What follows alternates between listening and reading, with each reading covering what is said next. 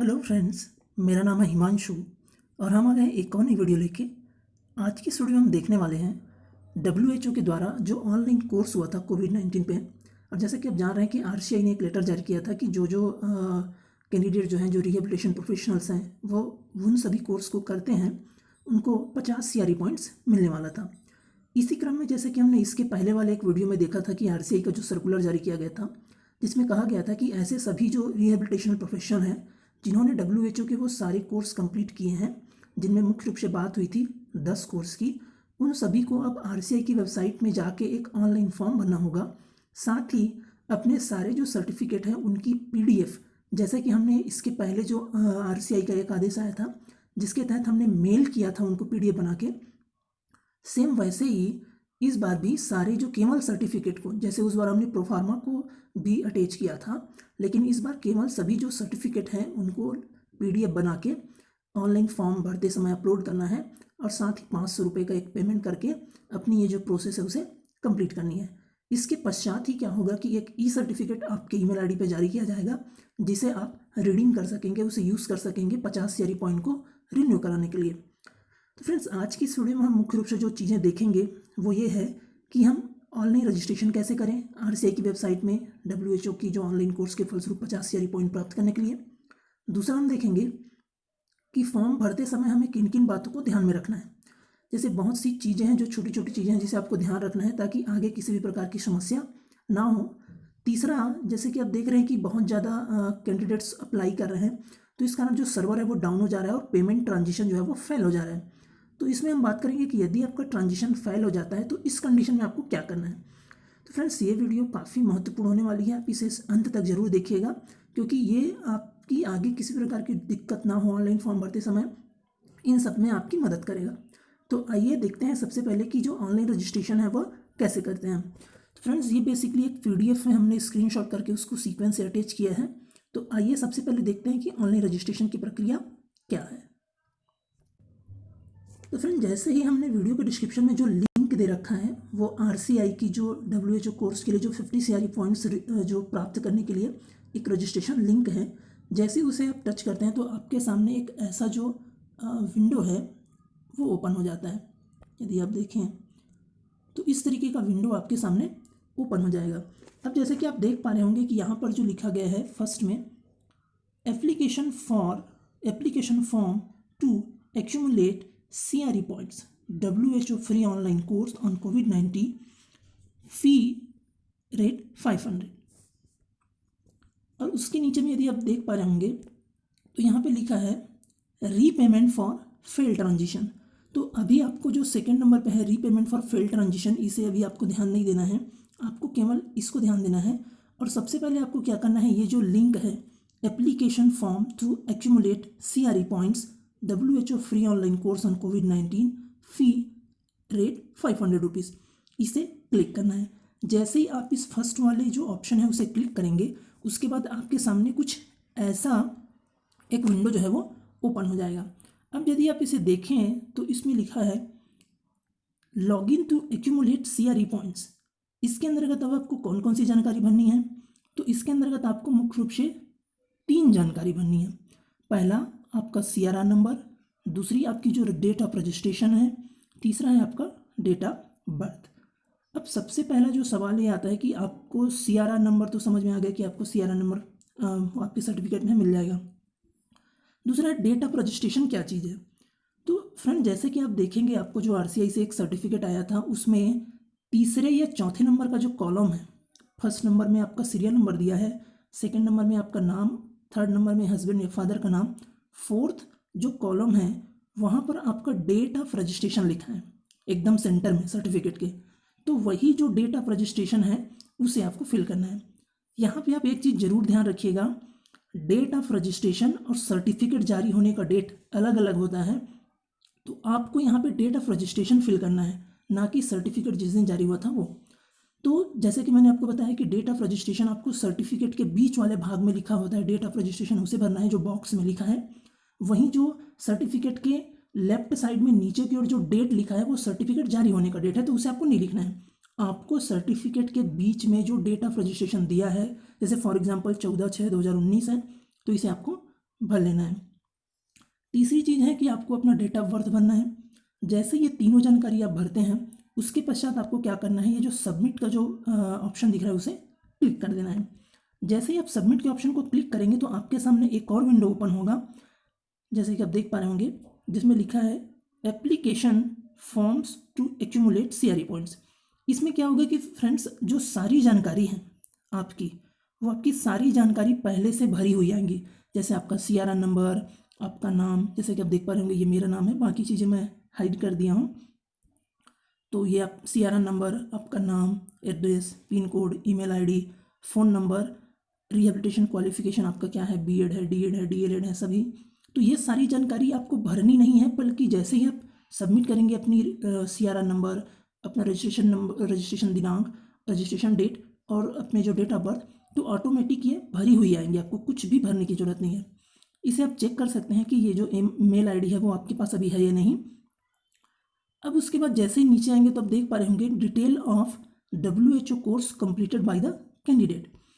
तो फ्रेंड्स जैसे ही आप इस चीज़ को देखे होंगे तो आपको एक चीज़ जरूर याद आ गई होगी कि ये जो फॉर्मेट है सेम वही है जो हमने प्रोफार्मा भेजा था RCI को मेल में, सेम वैसा ही है। जैसे कि आप देख पाएँ तो यहाँ पे सबसे पहले जो आप देखें तो कंपलसरी कोर्स, फिर उसके पास ऑप्शनल कोर्स है। तो कंपलसरी कोर्स में फर्स्ट और सिक्स था जैसे कि आप जान रहे हैं, और ऑप्शनल कोर्स में इन 10 में से कोई भी 8 कंप्लीट करना है। तो अब आपको यहाँ पे क्या करना है कि जिन कोर्स को आपने कंप्लीट किया है और जिसके सर्टिफिकेट आपके पास हैं उनको टिक कर देना है। तो जैसे ही आप यहाँ पर क्लिक करेंगे तो यहाँ पर टिक लग जाएगा, तो आप इसको ध्यान रखिएगा। ठीक, तो इन सभी को क्लिक कर दीजिएगा। जैसे कि फर्स्ट और सिक्स तो आपको कंपलसरी है तो इसे तो आपको टिक करना ही पड़ेगा। ठीक, इसी प्रकार अब इधर आपने जैसे कि आप देख पा रहे हैं 8 कोर्स आउट ऑफ 10, तो इधर 10 में से कोई भी 8 को आप टिक कर लीजिएगा। एक क्वेश्चन आपके मन में ये भी आ रहा होगा जब इस पेज पे आप जाएंगे कि ये जो 10वें नंबर का कोर्स है यहाँ पे कुछ लिखा क्यों नहीं है ना। जैसे यहाँ पे टाइम भी नहीं लिखा है, तो सेम इसी प्रकार आप देखेंगे तो 7वें नंबर के कोर्स पे भी टाइम नहीं लिखा है। तो इसे घबराने वाली बिल्कुल भी बात नहीं है। रीज़न ये है कि ये जो 10वें नंबर का कोर्स है, जैसा कि आप जानते हैं कि इसका जो नाम है वो हिंदी में है, तो मे भी किसी कारण से वो यहाँ पे नहीं दिख रहा है। लेकिन यदि आपने 10वां कोर्स किया है तो भी आप यहाँ पे टिक करिएगा, किसी भी तरह से कोई भी घबराने की जरूरत नहीं है। यदि आपने कोर्स 10 किया है, हालांकि यहाँ पे नाम नहीं लिखा है, जैसे कि आप जानते हैं कि प्रोफार्मा को यदि आप देखेंगे तो उसमें उसका नाम लिखा है, तो कोई घबराने की जरूरत नहीं है। आप 10वां कोर्स किए हैं तो इसे टिक कर सकते हैं। थर्ड चीज़ें जो आपको यहाँ पे बहुत ही महत्वपूर्ण है जिसे आपको ध्यान रखनी है, जो आपने प्रोफार्मा जब RCI को भेजा था तो भी आपने ध्यान रखा था कि जिस सीक्वेंस में यहाँ पे कोर्स हैं, जैसे कोर्स 1 फर्स्ट में है, फिर कोर्स 6 दूसरे नंबर पे है, फिर कोर्स 2 3 4 5, फिर कोर्स 7, फिर कोर्स 8, फिर 9, फिर 10, फिर 11, फिर 12। तो आपको जो आपके सर्टिफिकेट है जो WHO से प्राप्त हुए उसे इसी क्रम में जमाने हैं। मतलब सबसे पहला आपका सर्टिफिकेट कोर्स नंबर 1 का होना चाहिए, दूसरे नंबर पे कोर्स नंबर 6 का, तीसरे नंबर पे कोर्स नंबर 2 का यदि 2 लगा रहे हैं तो, और फिर उसके बाद 3 4 5 7 8 9 10 11 12, इस क्रम में 10 सर्टिफिकेट आपको लगाने हैं। तो ये चीज़ें आपको ध्यान में रखनी है। साथ ही यहाँ पे एक चीज़ आप बहुत ही महत्वपूर्ण जिसे आप ध्यान रखिएगा कि सारे सर्टिफिकेट में अलग अलग डेट लिखी होनी चाहिए या प्रिंट होनी चाहिए, ये चीज़ आप जरूर ध्यान रख लीजिएगा। ठीक, यदि ऐसा होता है कि आपने 12 के 12 कोर्स कंप्लीट किए हैं और आपके किसी 2 सर्टिफिकेट में एक ही डेट हो जा रहे हैं, है ना, तो आप क्या करिएगा, उन दोनों सर्टिफिकेट को छोड़ के जो दूसरे सर्टिफिकेट है उसे आप लगा लीजिएगा। 10 सर्टिफिकेट जाना जरूरी है। इसके साथ ही पहला और छठवां कोर्स कंपलसरी है, इस चीज़ को आप ध्यान रखिएगा। अब आइए आगे बढ़ते हैं। तो इसी पेज के थोड़े नीचे जब आप जाएंगे तो यहाँ पे एक लिखा होगा upload you all tick mark certificate in 1 PDF। तो आपने जितने भी सर्टिफिकेट को टिक मार्क किया है उनको एक PDF में, जैसे कि आपने PDF बाइंडर बनाया था वैसी PDF बाइंडर बना के अपलोड करना है। जब आप इसे अपलोड करेंगे तो इसको थोड़ा सा ध्यान ना दीजिए, अभी केवल आप इसे ध्यान दीजिए कि आपको सर्टिफिकेट अपलोड करना है। जैसे ही आप इसे क्लिक करते हैं, जैसे ही आप इसे क्लिक करिएगा तो उसके बाद आपको सर्टिफिकेट अपलोड करने का ऑप्शन आएगा। यहाँ पर एक चीज़ ध्यान रखिएगा कि जब आप PDF बाइंडर पहले से चूंकि बना लेंगे, तो जब भी आप फॉर्म भरें तो फॉर्म भरने के पहले ही अपने सारे सर्टिफिकेट को बाइंड करके एक PDF बना लीजिएगा। तो PDF बनाने के लिए जैसा कि आपको याद है कि इसके पहले वाले वीडियो में भी हमने बताया था कि PDF का जो नाम होना चाहिए वो होना चाहिए WHO हाइफन और आपका CRE नंबर। जैसे कि अपने प्रोफार्मा बनाते समय आपने इसको ध्यान रखा था और इसको आपने सक्सेसफुली किया था और ये आपको अच्छे से याद है। फॉर एग्जांपल आपका CRR नंबर यदि 1, 2 और 3 है, A123, तो आपको क्या करना है, आपका फाइल का नाम WHO A123 इस प्रकार रखना है। फिर जैसे ही फ्रेंड्स क्लिक हियर मतलब डॉक्यूमेंट अपलोड करने के लिए, सर्टिफिकेट को अपलोड करने के लिए आप यहाँ पर टच करेंगे, जैसे कि आपने देखा था। जैसे ही आप click here to upload file को टच करेंगे, उसके पश्चात आपके सामने ये एक विंडो आ जाएगा। ये एक ऐसा विंडो आपके सामने आ जाएगा। अब जैसे कि आप देख पा रहे हैं, upload your tick certificate in the single PDF format only. तो जैसे ही आपको क्या करना है, इसके पश्चात जैसे ही विंडो आता है तो आपको चूज़ फाइल में जाना है। जैसे ही चूज़ फाइल पे जाएंगे तो आपके सामने एक विंडो खुल जाएगा और अपने जो फाइल है, जहाँ से आप जिस फोल्डर पे आपने अपने PDF सेव रखे हैं, वहाँ से आप इसे ले आएंगे।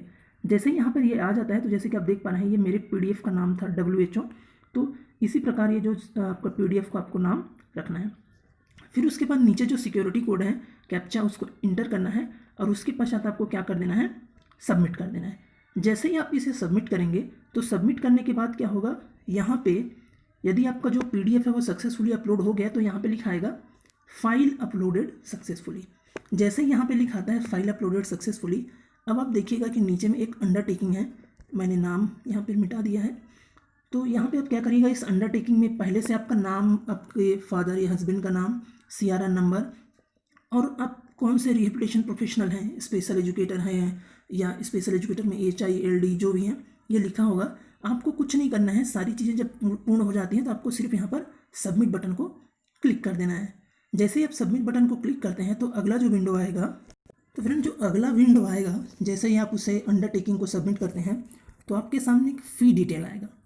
सबसे महत्वपूर्ण बात यह है फ्रेंड्स, जैसे ही आप यहाँ पर पहुँचते हैं तो यहाँ पर जैसे कि आप देख पा रहे होंगे, फर्स्ट ऑप्शन है मर्चेंट ऑर्डर नंबर। इस ऑर्डर नंबर को आप पेन में कहीं पे नोट करके रख लीजिएगा। मैंने इसे छिपा दिया है, तो इसे आप क्या करिएगा, पेन में कहीं पे भी नोट करके रख लीजिएगा, क्योंकि ये सबसे ज़रूरी इसलिए है क्योंकि मे बी यदि आपका फीस किसी भी तरीके से पेड नहीं होता है या ट्रांजेक्शन फेल हो जाता है तो आपको इसी जो मर्चेंट ऑर्डर नंबर है उसके थ्रू फिर से पेमेंट करना होगा, जिसे हम वीडियो के लास्ट में देखेंगे। तो जैसे ही आप इस विंडो में पहुंचते हैं तो सबसे पहले काम आप करिएगा, ये जो आप इस फर्स्ट ऑप्शन है वहाँ पे जो दिया है मर्चेंट ऑर्डर नंबर, उसे आप क्या करिएगा, एक पेन में नोट कर लीजिएगा। नोट करने के बाद स्क्रीनशॉट ले लीजिएगा। कभी कभी क्या होता है कि स्क्रीनशॉट करने के टाइम जो पेज होता है वो रिफ्रेश हो जाता है, तो इस चीज़ से बचने के लिए स्क्रीनशॉट लेने के पहले आप पेन में नोट कर लीजिएगा, ताकि यदि स्क्रीनशॉट लेने के समय यदि किसी भी तरीके से पेज रिफ्रेश हो जाएगा तो पहला पेज आ जाएगा। तो इस कंडीशन से बचने के लिए आप इसको पहले पेन में नोट कर लीजिए कहीं पे कॉपी में, फिर इसका स्क्रीनशॉट ले लीजिएगा। जैसे कि आप देखेंगे कि यहाँ पे सारी डिटेल है, अमाउंट कितना है, आपका नाम यहाँ पे जैसे कि आप देख पा रहे होंगे मेरा नाम लिखा है, तो इसी तरीके की जानकारी यहाँ पर रहेगी। फिर आपको क्या करना है, अब आपको क्या करना है, यहाँ पे जो आप देख पा रहे होंगे लास्ट में जब ये नोट कर लें आप मर्चेंट ऑर्डर नंबर, उसके बाद आप क्या करिएगा, पे फी। जैसे ये पे फी को क्लिक करेंगे तो उसके बाद आपके सामने जो अगला विंडो ओपन होगा वो कुछ इस प्रकार का रहेगा।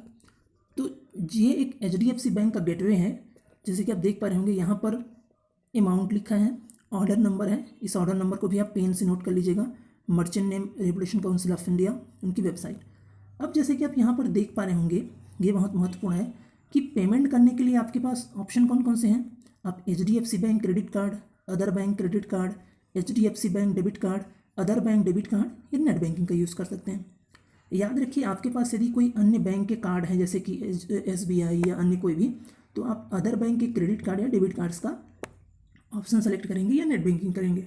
एक चीज़ और ध्यान रखिएगा कि यदि आपके पास वीज़ा या मास्टर कार्ड है तो ये जो वीज़ा मास्टर कार्ड होते हैं ये सभी क्रेडिट कार्ड नहीं है, बल्कि ये डेबिट कार्ड है, तो डेबिट कार्ड सेलेक्ट करके पे करिएगा।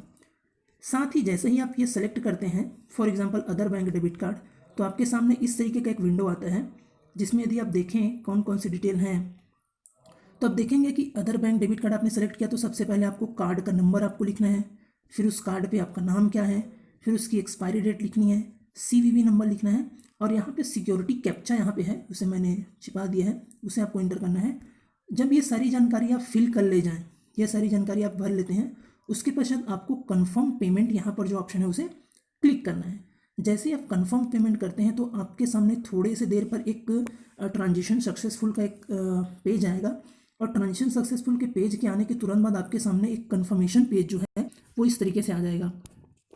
यदि डिटेल से देखें कि ये है क्या, तो जैसे कि आप देख पा रहे होंगे यहाँ पे लिखा है acknowledgement to accumulate CRE points.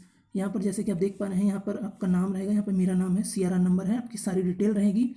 यहाँ से आप ये जो एप्लीकेशन नंबर है उसे ज़रूर नोट करके रखिएगा, इसे स्क्रीनशॉट ले लीजिएगा, क्योंकि यदि किसी भी तरीके की आगे दिक्कत आती है तो यही जो पेज है उसके थ्रू आगे की जो प्रोसेस है उसे आप सक्सेसफुली कर सकते हैं बिना किसी परेशानी के।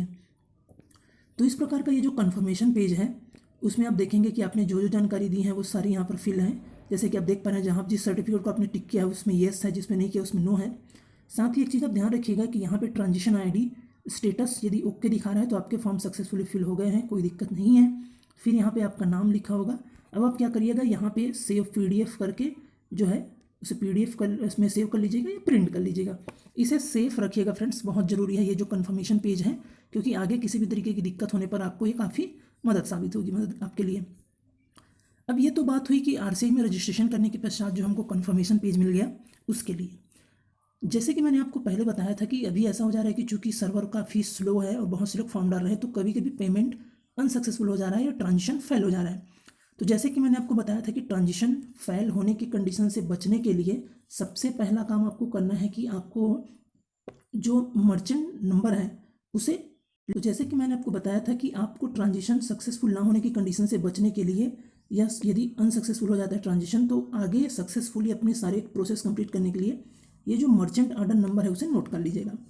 अब क्या करिएगा, अब यदि किसी प्रकार से ट्रांजिशन यदि अनसक्सेसफुल हो जाता है तो मर्चेंट ऑर्डर तो आपने पहले से नोट कर लिया है। अब क्या करिएगा कि यही जो फर्स्ट पेज है, जैसे ही लिंक पे आप जाएंगे तो इस आपके सामने ये जो विंडो आएगा उसमें आप नीचे पे देख पा रहे होंगे second option, repayment for failed transition.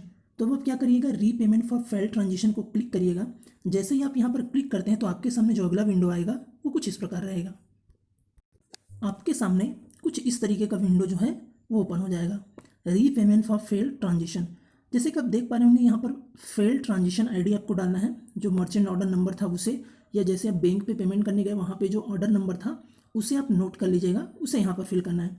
फिर क्या करिएगा, रीपेमेंट ऑप्शन, जैसे ही आप इसे सेलेक्ट करेंगे तो इसमें बहुत सारे ऑप्शन आएंगे। आपको क्या करना है, WHO कोर्स वाला जो ऑप्शन है उसे सेलेक्ट करना है। जैसे कि आप यहाँ पे देख पा रहे होंगे WHO सर्टिफिकेट सेलेक्ट किया आपने, यहाँ पे ट्रांजिशन ID डाल दिया, उसके पश्चात आपको क्या करना है, सबमिट कर देना है।